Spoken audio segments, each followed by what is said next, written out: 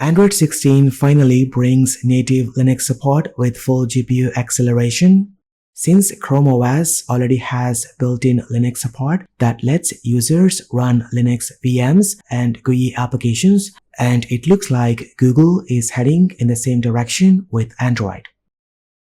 This is Android 16 Canary build running on my Pixel 7a. Now with this update, Android can now run Linux GUI applications and even desktop environments with hardware acceleration.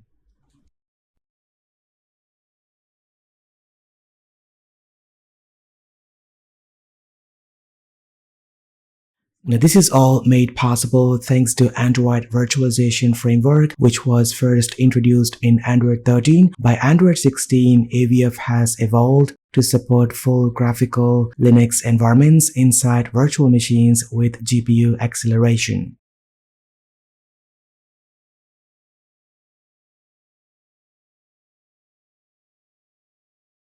Now let me show you how to run Linux terminal on Android 16, enable hardware acceleration and run some GUI applications.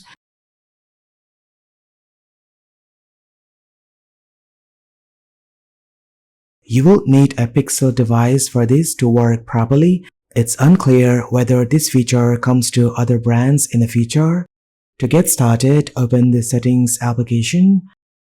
Go to About page and tap Build Number several times until developer mode is enabled.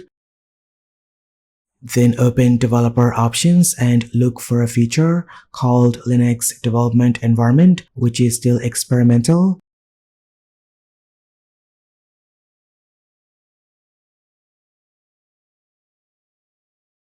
Enable this option. Also, enable this option to disable child process restrictions.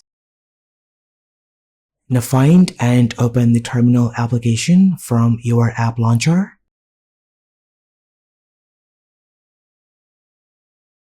You will need to download a Debian image which is approximately 500 megabytes. So ensure you are connected to Wi-Fi. Then click Install and be patient while the installation completes.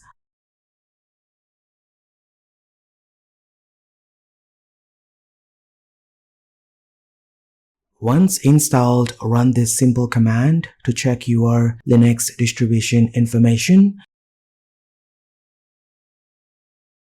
The first step is to set a password for the default user named Droid using this command. Then update the package list and install your favorite packages.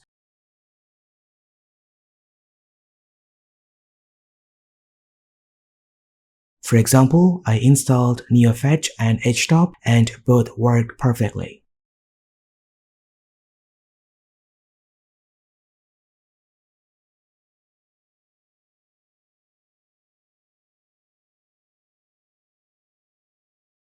Now, by default, the Linux terminal dynamically uses the internal storage for disk space.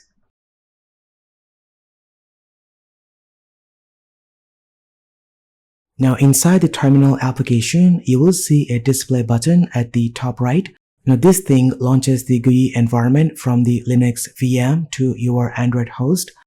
Now, right now, it boots into the CLI environment by default. The main goal of the new display feature is to support graphical Linux applications inside Android. Now, currently, the on-screen keyboard doesn't work in this mode, so you will need to connect a Bluetooth mouse and keyboard to interact properly. In the CLI, type Weston and press Enter. You won't see any text as you type because CPU rendering is still enabled. We are going to fix that issue in just a moment.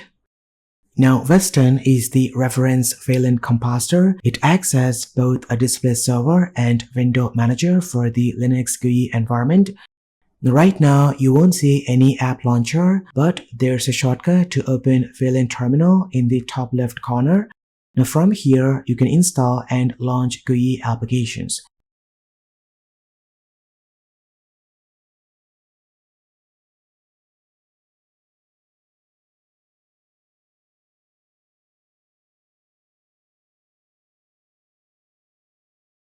In my testing, simple apps like gedit work fine.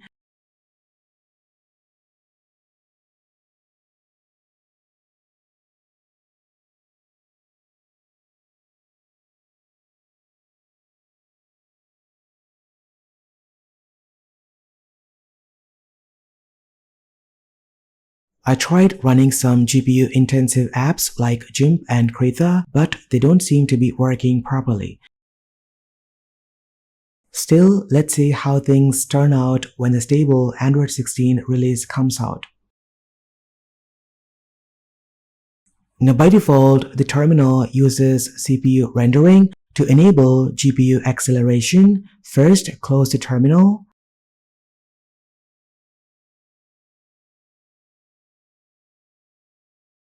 Then open Termex app.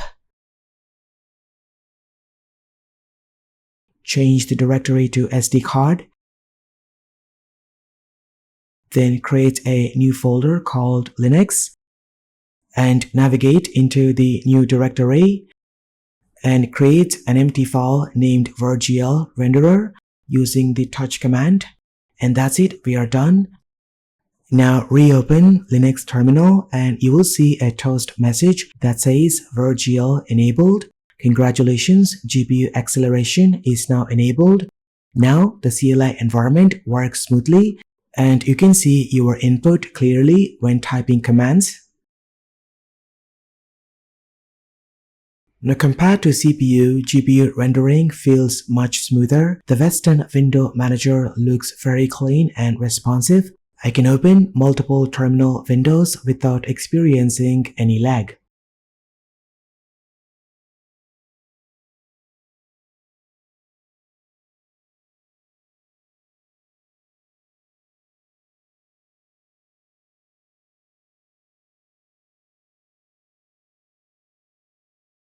And that's pretty much everything about the new Linux terminal in Android 16. It's still early and it may take a while before Google brings full Linux support to more devices, but this is a big step forward. I will keep you updated in future videos, so stay tuned for more updates.